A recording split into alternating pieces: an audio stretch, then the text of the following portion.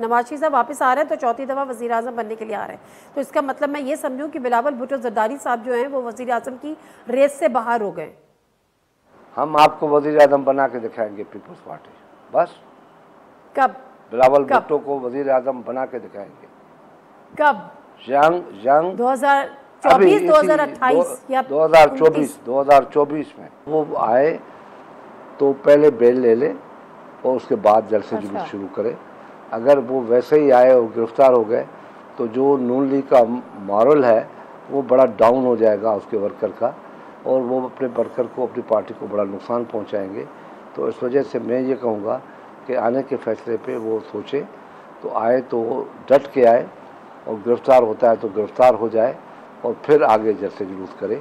Otherwise दूसरा ये भी होगा, मैं उनसे बार बार कहता हूँ मियाँ साहब से, कि अपनी पार्टी को केयर टेकर गवर्नमेंट से बाहर निकाल दें।